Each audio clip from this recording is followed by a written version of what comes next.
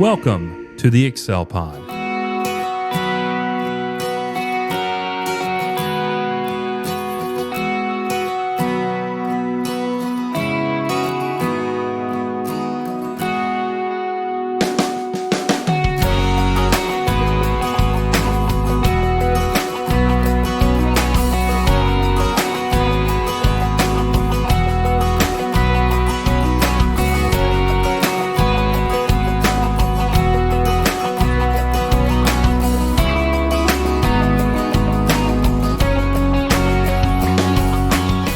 Welcome to the UNTIED Podcast, where we unravel the knots of life with faith, wisdom, and encouragement, because together we're here to untie from tradition and embrace truth through powerful Bible teaching. We are so glad that you have joined us today. My name is Garrett Bernethy. I'm one of the hosts of this show, and I'm here with one of my very good friends, Corey Sawyers, and we are bringing you Season 3, Episode 10, and today we're going to be looking at another Psalm of David, Psalm 56, which we have entitled Delivered from Danger.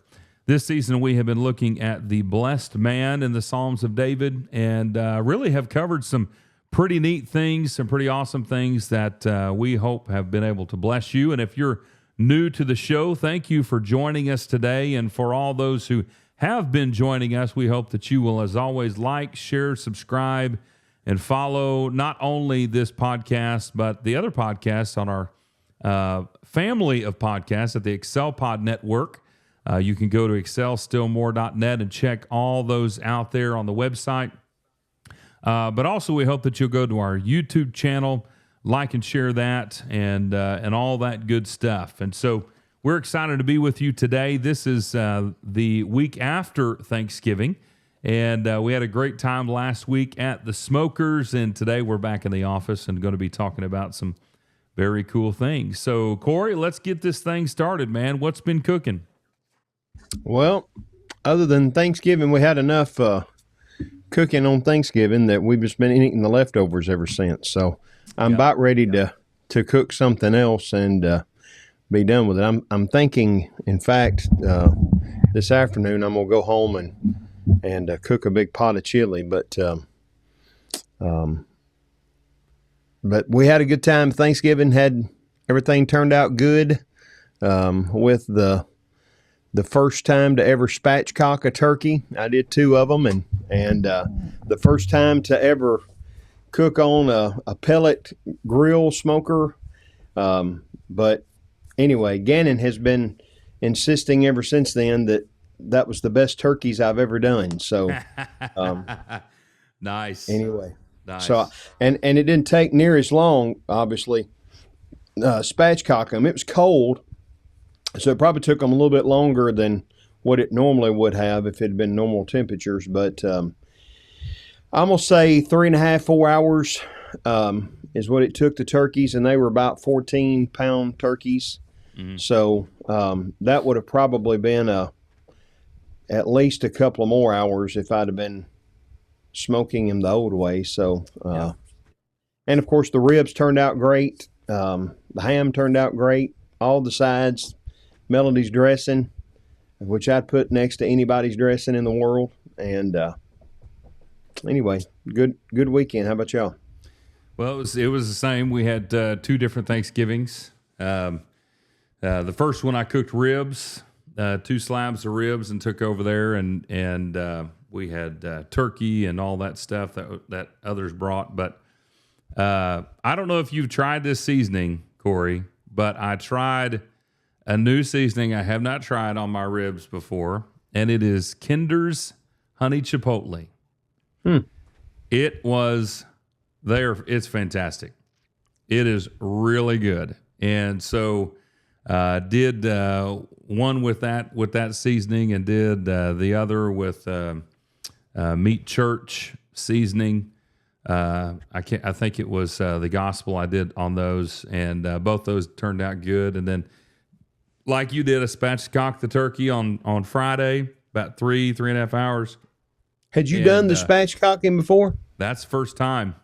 That was the first time, and it was so easy. to do it that way. I brined it, like I talked about, for 36 hours, I think is what I brined it for. Spatchcocked it, used the Meat Church bird baptism stuff, and then used the honey hog. I think it was honey hog that I used on there, and cooked really well. I separated the meat. Whenever I laid it down, I separated the skin from the meat on the breast, and then put butter in there, and then coated it real well with that seasoning. And it really did cook. It cooked very evenly. That's what everybody had said about it. Yep. It cooks very evenly. So I did that about every 30 minutes after the first hour and 15 minutes. I went in there and dressed it up, and kept going over it with maple syrup and that seasoning and butter, and just kept basting it, and looked really good. And I got there. Oh, that was the thing. It was beautiful. Great. Yeah.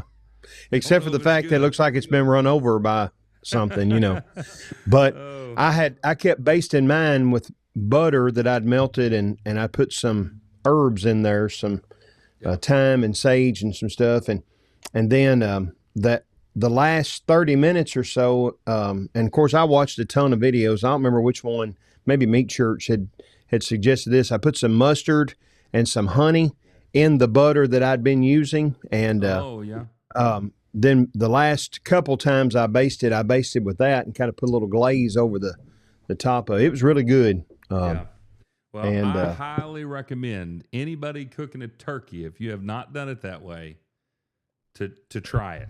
Just try. Make sure you get some good shears. I took Melody's kitchen scissors, and the first cut I tried to make, I broke the handle off of it. So go ahead and get your jigsaw or reciprocating saws. The best way to do it, and it just zips right through there. So, well, if you're good with a knife, I have a pretty sharp knife, and that's what I ended up using. Was able to cut that backbone out pretty. It came out a lot easier than I thought, to be honest. Yeah. And if you want to, we didn't because we had too much else going on. I should have thrown them in the freezer and said, but you can keep all that and the giblets, and you can, put it in some water and make yourself some turkey broth, boil that down. And I didn't do that. I wished I had have, because I had 2 backbones and 2 necks. You froze on me there for a minute. Did you hear me? Yeah, we're back in business now. It's like every day here at the church building, there is like twice a day, there's a time where you just lose it for a minute, and then it comes right back. I don't know. As the world turns. You don't lose it. The computer loses it. That's right. I have never lost it, for sure. Oh, man. But we're talking about, I'm preaching through Genesis on Sunday night.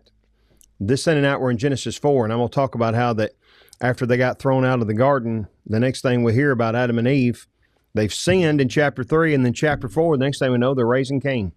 So they've lost it.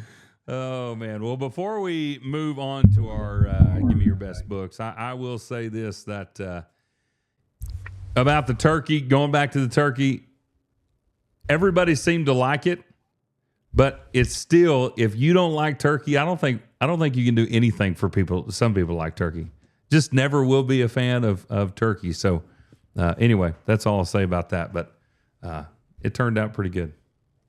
Yeah, I don't know why we can't make it ribs and brisket or something, pork shoulder and bacon, or I don't know. Oh, we can make it like that. In fact, we probably will for the rest of my life. Oh, man. All right. Well, we got to get moving on this thing. So let's see here. Let's go to our next segment here. We've got things that we're both have to do later on today. And so we're going to go ahead and move and get to our next segment, which is Bring Your Best Books. And so, as always, I'm pretty excited about this. I've got some pretty good reads off of this segment here, and we hope that you have too. And so, Corey, let's go ahead and start with yours. I've got yours actually pulled up, this first one. And so, well, both of the ones I'm going to do today are devotional books, and like we talk about everything, you gotta learn to spit out the bones, whoever writes it. But devotional books are good for not maybe deep Bible study, but if you're in the morning wanting to just start your day off by thinking about godly things and spiritual things or whatever, a good little way to do that. And as a preacher or a teacher, you can find a lot of good illustration ideas, because that's what a lot of the devotionals in these devotion books is an illustration and then a Bible verse and a kind of an application. But anyway, the first one is At the Table with Jesus. You can see up on the screen if you're watching. And I'm probably not going to pronounce his name the way he does, but Louis Giglio is the way I say his name, so I hope that's right. But At the Table with Jesus, he's got a bunch of devotional books that he's written. There's a companion devotional book to this entitled Don't Give the Enemy a Seat at Your Table. But this one is about At the Table with Jesus. And every 66 days, it says, to draw closer to Christ and fortify your faith. There are 66 chapters, 66 devotions in this, and they're divided off into sections. But each day, in the table of contents, each day begins with Jesus is. So, or Jesus does, whatever. Jesus is God. Jesus is the Son of God. Jesus is the Word of God. Jesus created everything. It's all about Jesus. And so I really like this one, and it's been one that every now and again I'll go back to and read through. The other one is written by Steve Chapman, and I've been given through the years 2 or 3 versions of this particular book, but I should have recommended this one last week since we were just freshly from the deer stand last week. But this one is A Look at Life from a Deer Stand, and this one has daily devotionals, 20 of them, I think it is, but all of the devos have something to do with kind of the outdoors, hunting kind of deal. So particularly for guys that are into that, you would especially appreciate that. And one that's been out, this has been out, I don't know how long this is, when it was originally published, 1998. But the one that I'm holding here is the 2012 version that has some newer stories in it. So there's a couple of different versions out there. And anyway, both of those, any of those, again, you got to learn to spit out the bones and that kind of thing. But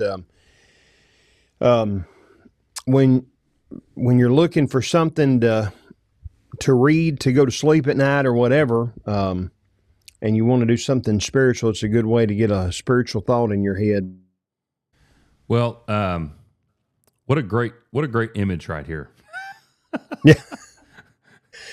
That's probably the best cover that we have seen right there. I'd probably take that one. Oh yeah.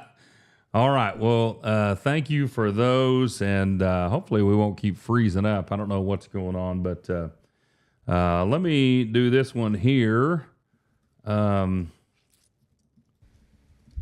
This book is something I know that both of us have used before. 12 Ordinary Men. This is by John MacArthur. This is a book that really goes through, and I've got a copy right here. He looks at all of the apostles and really dissects their life and characteristics about them. And I love it's actually the first, I think it's the theme of the first chapter, the first section here, which is Common Men, Uncommon Calling. I love that. And and he really goes through, and I think does a wonderful job of looking at each of the apostles and what we know about them, the characteristics they show, some of the things that they did. And this is good and bad. And he even separates them into basically 3 different groups of men based on what we know from the text on how close they were to Jesus. So we all recognize the inner circle of Peter, James, and John. He actually, in many cases, includes Andrew in there, even though we don't see Andrew in some of those situations. But, some of the things that he brings out about each one of these men is pretty remarkable and really opened my eyes personally to a lot of these guys. And so John MacArthur is of course, is not a member of the church, but he has done a great job. He's a great author and has a lot of good stuff. And again, as we say so many times, pick out the bones. I don't know that there's a whole lot in here, but I'm sure there's a few. I just can't remember them. But, in anything that you read, you want to make sure and pick the bones out. But 12 Ordinary Men, there's also another one for the ladies that is fantastic as well. At some point, we'll probably put that up there. The second book that I want to recommend is called, this is kind of a new one, but we haven't done any children's books, but Oklahoma Farm Life.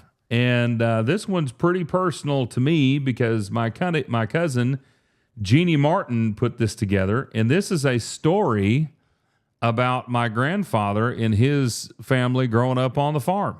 And it's got some spiritual content in it. It's a story about the things that they did, and is a great read for grandparents or parents. If you're reading to your children at night and you need something good to read, this is really good stuff. And it's really cool for me because it's all stories about my grandpa and his brothers and sisters. And so here's an image right here, and whoever drew this, that is the best image of my great grandfather right there. Just really good stuff. And anyway, Oklahoma Farm Life is what it's called. And you can go to AmericanFamilySeries.com to purchase these. And it's just really good. I was able to go through it before it was published and help with some of this stuff. And so very, very cool read. So this is a great children's book that I would highly recommend to you. Well, Corey, it's time to get into our psalm today. We are in Psalm 56, and we are looking at the idea of being delivered from danger. It seems that this psalm is really kind of both a lament and a trust psalm, and everything that it's talking about. It's one of the shorter psalms that we have, not the shortest, but a shorter psalm that we have gone through, only 13 verses to this, and definitely a great read here, something to apply. We're meditating on Scripture as we read in Psalm 1 and verse 2. And so we're connecting this back to 1 Samuel chapter 21, verses 10 and 11 is the main text we're going back to, where it says, "Then David arose and fled that day from Saul and went to Achish, the king of Gath. But the servants of Achish said to him, Is this not David, the king of the land? Did they not sing of this one as they dance, saying, Saul has slain his thousands, and David his tens of thousands?" And so that's where we're connecting this back to. So as we get into this, brother Corey, why don't you go ahead and introduce the psalm, and then we will dive in. Well, we did we not do Psalm 34? I was thinking we've already done Psalm 34. I know it was on the list, but I can't remember if we did. Yes. Psalm 34 is kind of talking about the same thing here, and it talks about there in Psalm 34 in the I don't have it in front of me, but in the title of it, it says something when he feigned madness or something like that, depending on your translation. It'll say something of that nature. Well, this is basically drove him out. Yeah, this is the same occasion in which this one is, but I think maybe this one is a little bit further down the road. Whenever he is, because of the fear of what he's going. So David has two problems here. He's running from Saul, He's running from Saul, and at the same time, he's got the Philistines in Gath, which, by the way, if that name of that town sounds familiar, you may remember a little guy named Goliath that David had slain from there. And, back in chapter 18, 19, somewhere in there of 1 Samuel is where they're singing this song that the Philistines had mentioned. Well, it must have been on Casey Kasem's Top 40, which a lot of our listeners younger than me won't understand what Casey Kasem's Top 40 is. But all the way down at Gath, they've heard of this little song that has been topping the charts in Jerusalem for a while now about what David has done. And so there's enemies on one side, there's enemies on the other side. In chapter 22 is when he escapes from there, from the Philistines in Gath, it says, and goes to the cave of Adullam.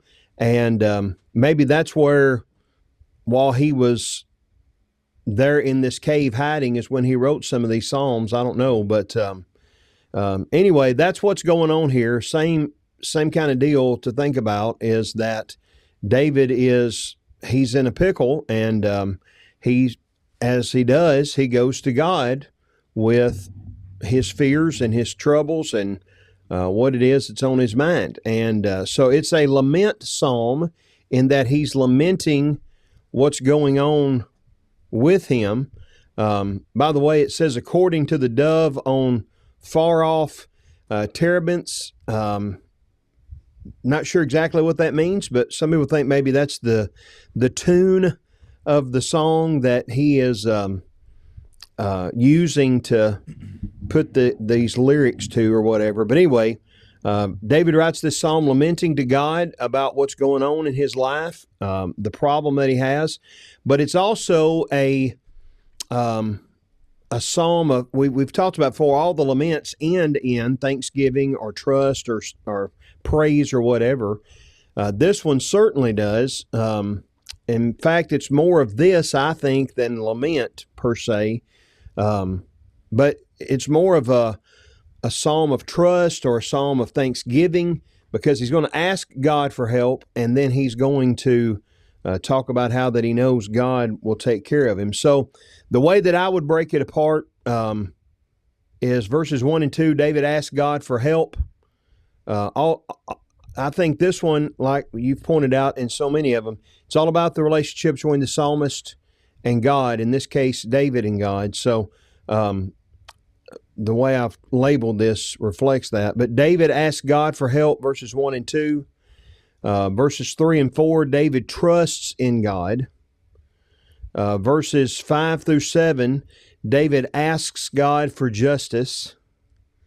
Verses 8 through 11, David trusts in a God who cares. And then 12 through 13, David vows to God. So, what that kind of in a nutshell tells you what this psalm is about. He's going to ask God for help, and he's going to trust that God's going to take care of him. Then he's going to get a little bit more specific about what's going on.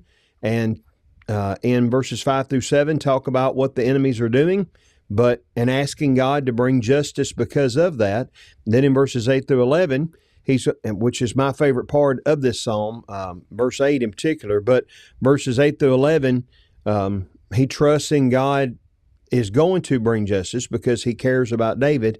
And then, so at the end of the psalm, the last two verses, he's going to vow to God to do the things that God expects of him, and the things that will show his love and appreciation for God. Mm-hmm.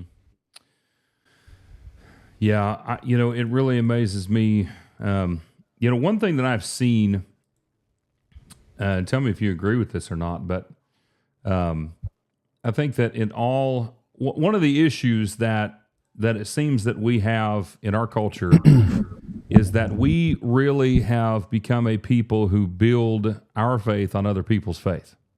Mm. We connect ourselves to other people who are quote unquote spiritual. We lean on them and their I don't know what the right word would be, but we're leaning on their their spiritual essence, their, what we feel like we see in them in their relationship with God. And because we're connected to that person, that is something that just spilled my coffee. We connect ourselves to that person because we feel like we need to in order to be that type of person. And so, this is not something that I see in David. David is forced out. He's on the run. He's not needing to connect himself spiritually to anybody to have that relationship with God. It's maybe it's really not maybe it is the same way, maybe it's not, but in 2 Corinthians, he talks about what happened earlier in Asia. And one of the things that we find out about the Apostle Paul is that in his situation, he was forced to stop trusting in himself and fully trust in God. Hey, let me interrupt you for one second before you finish that thought. Yeah. For our listeners that hadn't studied it in great detail, 2 Corinthians, in my opinion, is kind of like David's version of Psalms.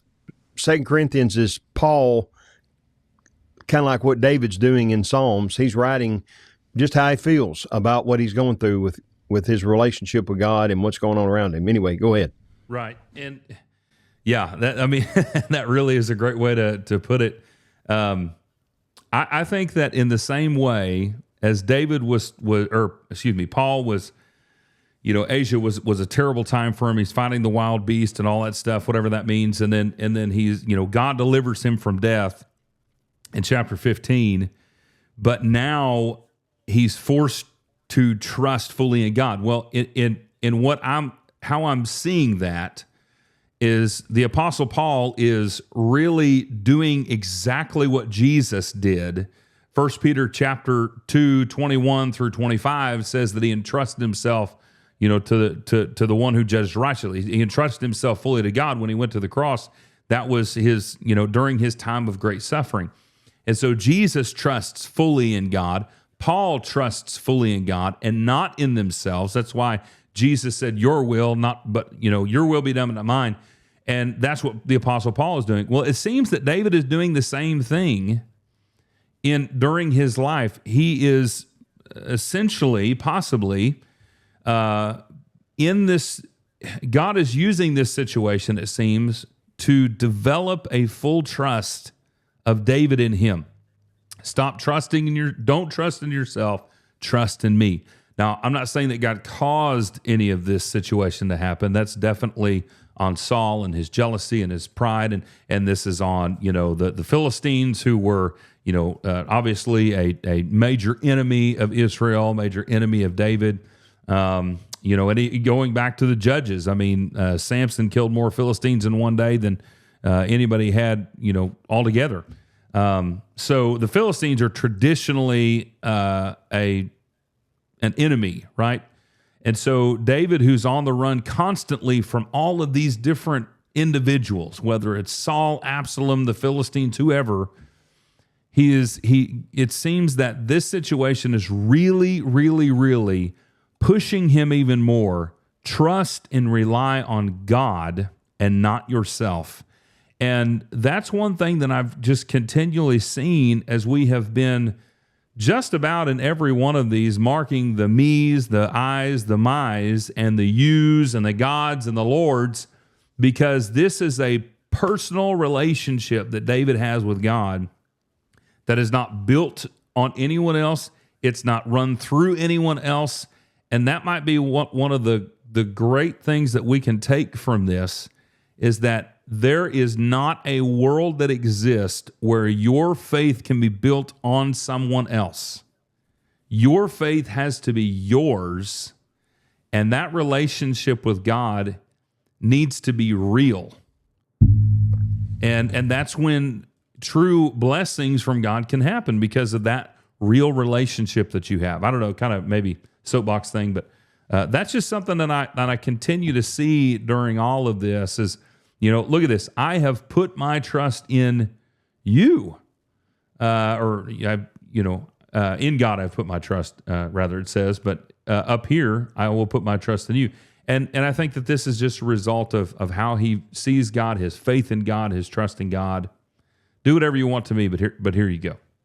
Yep. Yeah, but that's what we see throughout all these Psalms, whether it's David or one of the other psalmists. I'll talk a little bit and give you a little time to clean up coffee in there. Oh, and it ain't much. It's just driving me nuts now. This is real show, folks. Real time. Yeah. Live radio. All of the psalmists, that's what we keep talking about. These are truly men of God, and whatever they're going through, good, bad, anywhere in between, the highest of highs and the lowest of lows, it always drives them back to God. So, again, you've got this scenario where David's being pursued by all of these different guys, and, instead of complaining to God, he begins by, really just turning to God and talking about how that I know that you're with me. In those first two verses, be gracious to me, O God, for man tramples on me all day long. An attacker oppresses me. My enemies trample on me all day long, for many attack me proudly. They don't have any shame in what they're doing, evidently. They're attacking me proudly, he says. But so he starts off just saying, be merciful or be gracious to me. You remember, if you watch the old Dukes of Hazzard, yeah, you remember maybe Roscoe P. Coltrane. Oh, yeah. And he would say, I've got him in hot pursuit. Well, that's kind of what I think of here, what he's saying. His foes have trampled on him is what the ESV says. Man tramples on me, enemies trample. It's one of those words that can mean a whole lot of things, but the idea, I think, is really like they're in hot pursuit. They're searching, where they're wearing themselves out trying to get to him, and what they want to do is they want to hurt him, but they attack me proudly, like they're not even ashamed about what they're doing, because they think they're in the right, whether that's Saul or whether it's the Philistines. They're not ashamed of what they're doing. So, in other words, I don't have anywhere that I can turn. We sing sometimes, where can I go but to the Lord? Mm-hmm. That's where David is here. Where can I go but to the Lord? And so I'm calling on you for mercy and grace to help me whenever this is all going on around me. Yeah. And, here's something maybe to think about. And is this literal? I don't know, but it very much seems like the enemies of David they're nonstop. It's just a continual thing, and you think about stress and anxiety and of running and hiding and doing whatever when people are constantly coming after you. This is nonstop, and so the oppression is real. The trampling on him is real. Is it a physical trampling? Possibly. Is it a mental trampling? Possibly. Is it an emotional trampling? Possibly. I mean, what all does that mean? Well, it can mean anything. And the fighting all day long, he oppresses me.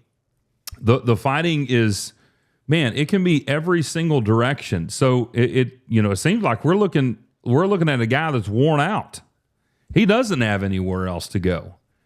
And so he's got nowhere else to turn. But it seems like in David's life, there's only one way that he wants to turn. But again, this is the way that he is forced to turn.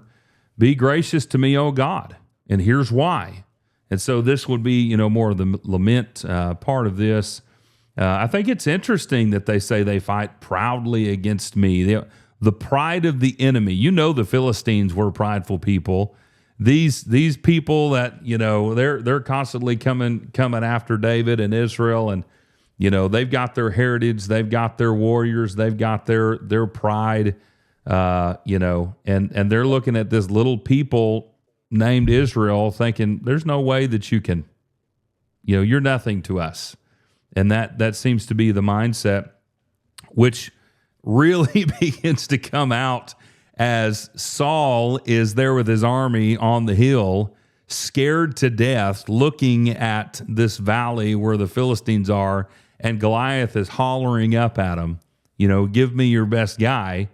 And Saul is fearful. Why is that? Because they were not afraid of Israel. Prideful people, ready to fight, And I don't think that mindset ever stopped. So this has been going on for years. No, and if it's Saul too that's included in this, Saul was prideful. That ended up being his downfall. Was he thought, I'm large and in charge, which, he started off hiding behind the suitcases because he didn't want to be anointed king. Right. But here he was. And I really think he was maybe so fearful because, in champion warfare, you send out your biggest and best. Well, from Scripture, who do we know was the biggest Israelite? Saul was a head taller than everybody. So he should have been the one going down to the valley to face off against Goliath. And, David basically, probably older teenager boy, comes in and says, hey, I'll take your place for you, But it wasn't that David was this, major war hero. It was the fact that he knew that, as he told Saul, it was God that was going to take care of it. And that's what he's asking him again to do here, years down the road, is I need you to take care of me again, God. Isn't it interesting? And I don't, hopefully this doesn't get us off track, but isn't it interesting that Israel's king has always been the one who needed to make who needed to go into the biggest battle? Saul refused. And I'm not saying that the battle going on with the Philistines was the biggest one, but I would say that probably that's the most notable that everybody remembers, at least. Mm-hmm. Now, he had a lot of battles, and they won a lot of battles, and I'm not, not making the claim that he didn't. Ultimately, at the end of his life, he was definitely in war, in battle, and didn't want to be caught in that way. And so, we know what happened there, but, it's just really interesting that it was David, the true king of Israel, that is ready to go fight against something that seems impossible. And going down in the line of David, down to Jesus, who is also a king, goes to do something that all feel is impossible. I think that's just interesting to think about. That is the king of Israel who, goes to do the impossible things for his people and, may not be what we would call the most equipped to do it. People looked at Jesus and didn't think that he was much, but he trusted in God and therefore he did it. Mm-hmm. So, something to ponder, put in the old think tank. Yeah, and all of those ties to the son of David is, in the New Testament, you can see the parallels in so many ways like that. Right. So going on into the second part here, verses 3 and 4, which we've labeled trust in God. When I am afraid, I will put my trust in you. In God, whose word I praise, in God I have put my trust. I shall not be afraid. What can mere man do to me?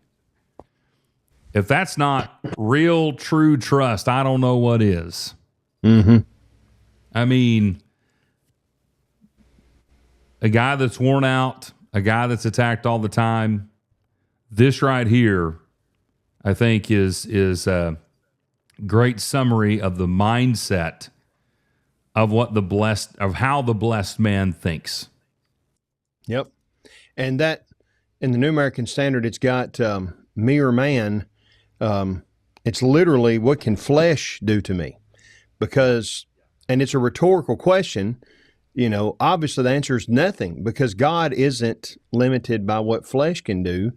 God is sovereign and he's in charge. And as long as I've got you on my side, that's all I really need. I put my trust in you. I'm praising you. I'm trusting you. And so because of that, I know I'm going to be okay. That doesn't mean I'm not scared. It doesn't mean that I'm not, dealing with problems right now, but ultimately I know that God is in control and he's going to take care of this. Mm-hmm. Yeah, and I love how he, of course, begins and ends here. Let me get these boxed off here. When I am afraid, I shall not be afraid. And why is that? It's because it's trust in the Lord. I will put my trust, and so these two right here go together. It seems like, I don't know, I'm just kind of marking these randomly at large here. So again, you guys who are all professional Bible markers and logos, forgive me. Well, it's definitely an ABBA setup here. So when I am afraid, I will not be afraid goes together. And then I will put my trust in you, in God, whose word I praise, in God I put my trust. You've got this, maybe you've even called it ABCBA. Yeah. But, you know, the whole idea here is that when I'm afraid, I won't be afraid because I'm focusing on God, not me, not on my enemies, not on my circumstances. You know, all my focus is on Him. And that's what we have to do whenever we are, dealing with whatever issues that we're dealing. Now, when we get to the next section, and I don't know that we're ready to go there, but not the next section, but the next section, if that verse 8 and 11, he's going to, again, kind of expand on that of why that he's not going to be afraid when he's afraid, because of what God does and how He cares and whatnot. But the point that he's making here is that I'm asking God to be merciful to me. I've got these enemies that are in hot pursuit, but it's making me afraid. But when I'm afraid, I realize it's kind of like James chapter 1. I've got to lead my mind into thinking about God, not thinking about my circumstances or my own weaknesses. I've got to think about the God it is that's in charge. Which is really hard to do. Yes. It is really hard to do. This is not something that, David, the blessed man, a man of God, has to train themselves to think like that, because it is so easy to get that negative mindset and to begin, just relying on yourself and moving forward yourself and really just kind of going through life and not even, we're just getting through the situation and I'm going to blame everything and everyone. So here in verses 5 through 7, where he's asking God for justice, all day long they distort my words. And remember, they've already said that that my foes have trampled on me. They're fighting all day long. So maybe 5 through 7 is kind of encompassing everything that he's talking about in 1 and 2. All day long they distort my words. All their thoughts are against me for evil. They attack, they lurk, they watch my steps as they have waited to take my life because of wickedness. Cast them forth in anger. Put down the peoples, God. And so, from the distorting of words, the thoughts that are against him, of course, every thought was evil. We've seen that in several occasions prior to this with even Israel. They're attacking, they're lurking, they're watching my steps. So these are people who are, all eyes are on David. All eyes are on this situation. And so again, all day long this is going on. So just a little bit more, God, give me some relief, it seems, is what he's, asking for. Put these people down, oh God. So I think that we can see definitely the frustration, the anger, the sorrow, all the emotions coming out of David within this small section. Yeah, and that, what is it in the New American Standard there? Their wickedness, verse 7, that word is, it can be wickedness or evil or whatever, calamity, but it's also the word for injustice. And so the ESV has that first line in verse 7 as, for their crime will they escape, in wrath cast down the peoples, O God. And so that's why I label this him asking God for justice, is because it seems as if they've done injustice. Are they going to get away with that? And then he's asking God, the second line of verse 7, cast them down. Make sure that there is justice that they are having to face for what they've done. like you said, he goes into greater detail. Verse 1 and 2 is kind of generic. Verses 6, 7, 8, 5, 6, 7 rather, he gets more specific about what it is that they're doing, the injustices that they're bringing to him, and why he's asking God to take care of what it is that he's having to deal with. Mm-hmm. Yeah. And so that leads us into, and notice be, here. Be merciful, be gracious to me, but not to them, because they're unrepentant. So, Right. Yeah. And connecting, I wish there was some way that I could get on here. Maybe there is, that you could, draw lines. Maybe at some point we'll get to that. I guess I could hook my iPad up and do that, but all day long. So this is almost, all day long, what can mere man do to me? That is the reality. But all day long, here's what man is doing to me, which is the interesting part. So that takes us down into verses 8 through 11 with the God who cares. You have taken account of my wanderings, put my tears in your bottle. Are they not in your book? Then my enemies will turn back in the day when I call. This I know, that God is for me. And then he goes on to say, in God whose words I praise, in the Lord whose word I praise, in God I have put my trust. I shall not be afraid. What can man do to me? So, there's a lot of repetitive stuff going on here that he is repeating over and over again, which I think is verifying even more the mindset that David has. So again, here I have put my trust. Maybe I'll make that all caps here. We're just having fun with this. Well, and my favorite part of that section is from there in verse 8. You've kept count of my tossings, is the way the ESV has it. Put my tears in your bottle. Are they not in your book? 3 different ways of saying kind of the same thing, that God is aware of what we're going through. Don't let them, he asked in that last verse, don't let them escape justice, because you know what is going on, and you know what it's meant to mean. That God knows how he suffered. He's taken note of his sorrow. He's got his tears in a bottle. It's kind of the idea that you see throughout the Old Testament, in particular in the book of Revelation, of the wine vat kind of stuff. You're keeping a record of it, and now it's time to. But even more so, why I say this is my favorite part of this psalm is because it just shows that not only is God hearing me, but God cares about me. Jesus talks about how that, there's not he knows the number of our hairs on our head. That's how intimately concerned he is about what's going on. And, we sing a song, does Jesus care? And then we get to the end, to the chorus. Oh yes, he cares. I know he cares. And it really ought to encourage us when we're going through, we sometimes feel like we're all alone. And how many times has David asked, how long will you close your ears and turn your face from me, and those kinds of things.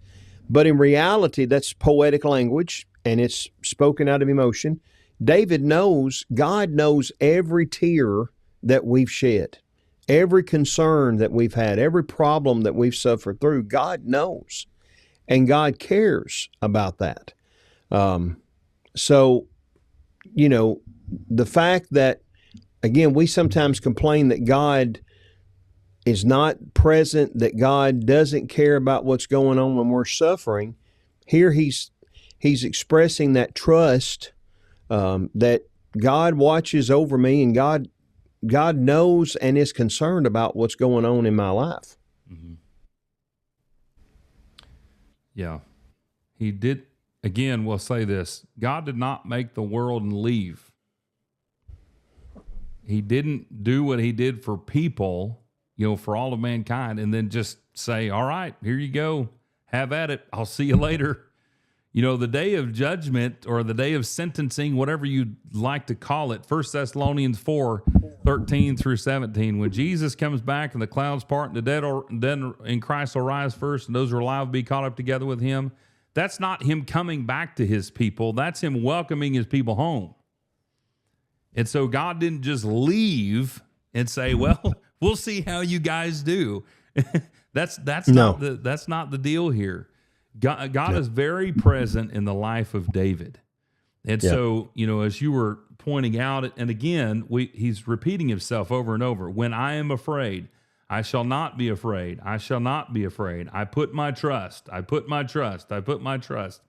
Well, who is he putting his trust in? In God, I have put my trust. And that is such a huge thing. So in God, whose verses 10 and 11. Verses 10 and 11 is almost a repeat of verse 4. Yeah. 3 and 4. Yeah. Yeah. It's That's why I say verses 1 and 2, he talks about the problem. Verses 3 and 4, he talks about where his confidence is. Mm-hmm. And then verses 5 through 7 is going, like you said, back to 1 and 2 and expounding on that. And then verses 8 through 11 is going back to 3 and 4 and expounding on that. So he introduces both of these ideas, what he's going through and what he needs God to do. And then in 8 through 11 and then 5 through 7, he's given a little bit more detail about, I think. Yeah. So.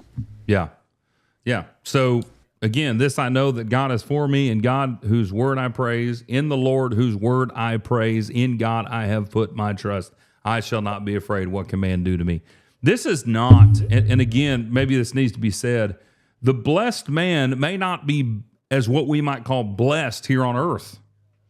The blessed man is eternally blessed because of the relationship he has with God. And that's the clarify, he or she, right? The person, the soul has with God. Yeah. There's an eternal perspective to this. Yeah. And we keep going back to the idea of the blessed man of Psalm 1 is the one who's God approved. Why is he God approved? Because of this relationship that he has sought to be in with God. And, not that he's perfect, but that he's trying to live his life for him. That's what David's doing in this entire psalm, is turning back to him.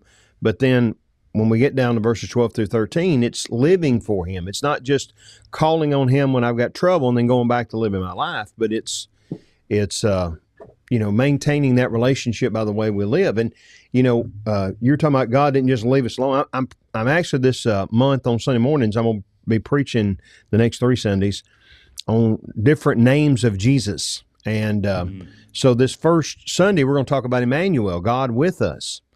And one of the things that we're going to talk about kind of in the introduction of the lesson is, how can we say God is omnipresent? He's everywhere. But yet we need God with us, as if, we're going to talk about the way that God with us is referred to in the Bible is more of that. God is everywhere. Even when I'm living as selfishly as I might want to, God's still there. Yeah. But God with us means that we're able to have a relationship with him. And, what we're going to do, in fact, this Sunday is talk about different times where different people are dealing with different things, and it says God was with them, good and bad. David is a great example of that. Yeah, and there's a powerful thought in that, is that God is everywhere. God can be everywhere. Satan cannot be. And there's a big difference there.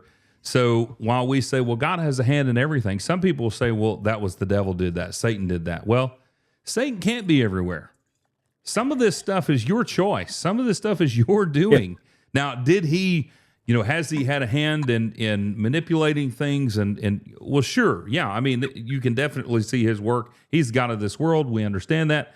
But the reality is that God can be everywhere. Now, as we're looking at David, you brought up Psalm 1. I thought this right here would be, we mentioned, what the blessed man looks like, but I love what he says in verse 3. This is the blessed man, will be like a tree firmly planted by streams of water, which yields its fruit in its season, and its leaf does not wither, and whatever he does, he prospers. A tree that is firmly rooted stays in one place. It doesn't move.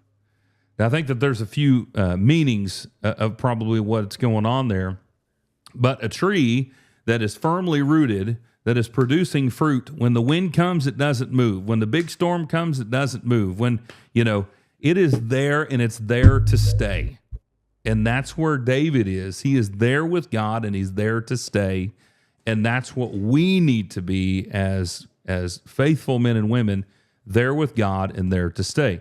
Now, again, probably a few things going on in Psalm 1, but that's simply, I think, a good application of how firmly and rooted his faith is in God, his trust is in God, that he goes to God for all things. And you can see the fruits of that within his life, that, this is something he continually does.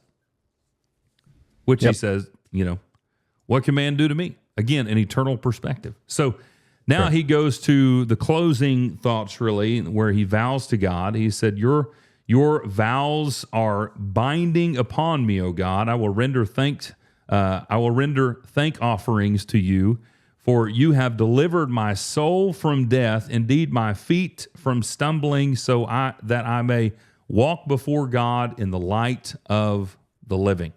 So again, I don't have all these highlighted here, but again, we are continuously seeing this me and God, my feelings with God. This is a very continuously personal relationship that he is vowing here. This is a two-person thing. Nobody else in this. He's not relying on anybody else.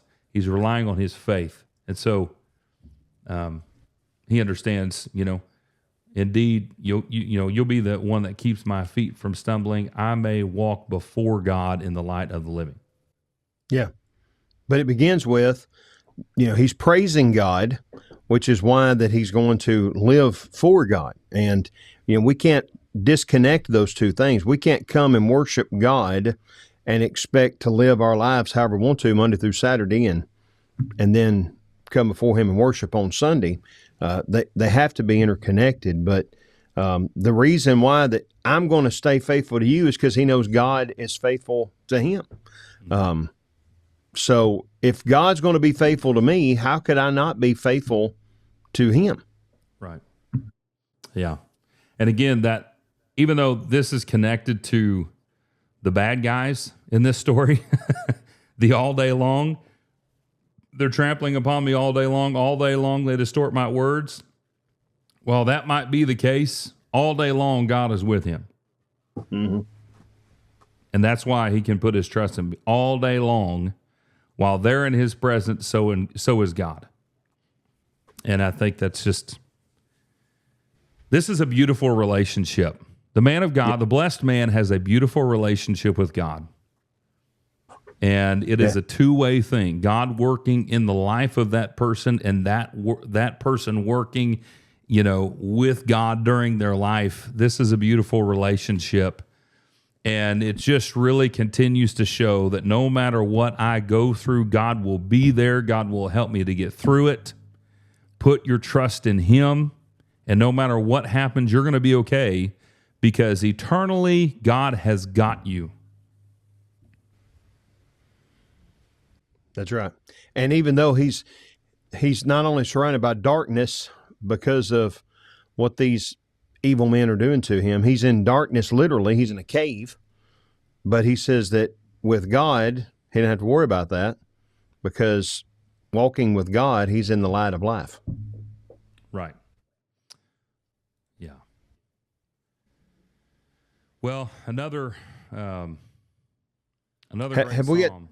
Have we got time to, in closing, for me to read you a poem? Go ahead, yeah. This was written, supposedly inspired by Psalm 56, but it's about Jesus.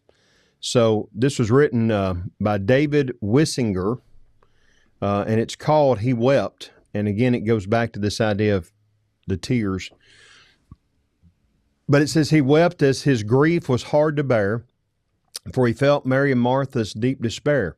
Come forth were the words Jesus cried, and Lazarus arose 4 days after he died. Jesus wept over Jerusalem with many tears, knowing of its destruction in coming years. With anguish Jesus prayed as he wept, while around the garden his disciples slept. Our Savior knew his time was drawing near, yet bravely faced his enemies without showing fear. Judas repented, and when the Savior set loose, surely he wept as he tightened the noose. Peter denied his Lord 3 times in a row, and he wept bitterly after hearing a cock crow. Paul's tears wetted his 2 Corinthians letter, for he wept knowing his letters made things better. Timothy's tears showed Paul his abiding love, for he wept knowing a glorious reunion waited above. With sorrowful tears I confess what I've done. My sin showed the death of God's only Son, or caused the death of God's only Son. Jesus showed emotions just like you and me, and our anguish and tears he will see. At heaven's throne I'll rest at my Savior's feet, knowing eternal joy will not let me weep. Wow. That's great. That is great. I don't know a better way to end than that right there. Do you have that in a book, or is that one that you've had for a while? Or Finger. I think probably October 5th, 2001 is when it's dated. I think probably Wayne Berger's the one that gave this to me, but I can't. I've gotten so much stuff from Wayne Berger over the years. Oh, well, that's great. Well, Corey, this has been another great time with you, and to all of our listeners, we're so thankful that you have joined us today, and we hope that our conversation has helped you in a wonderful way, and maybe caused you to think on a few things for your life, and hopefully these just have helped you grow, or will help you grow, as you study this psalm and all of them that we've gone through on your own. And so this is, really just a starting point that we hope that you'll take and move with and do something with in your own study and life, because these are really, really great things to read. And again, taking them one at a time. This is not we've got to get through all 150, right? This is, let's take one at a time.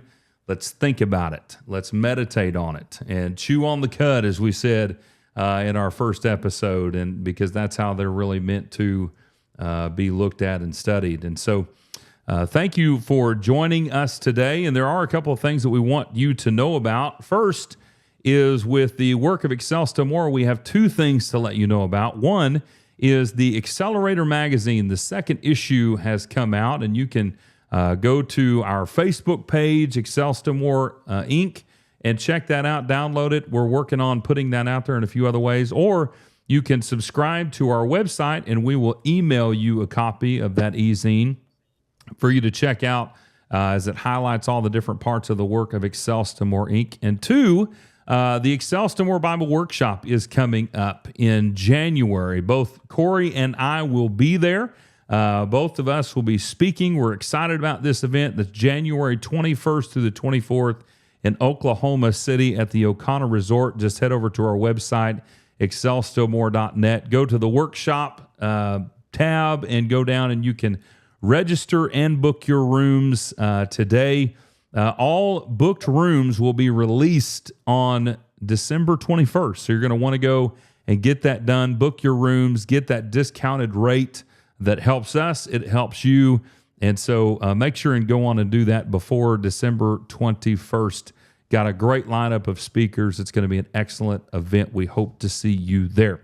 All right, Corey. Well, until next time, we thank you so much for joining us. We hope that you will continue to grow in your daily walk with God. And so until next time, we hope that you will stay untied.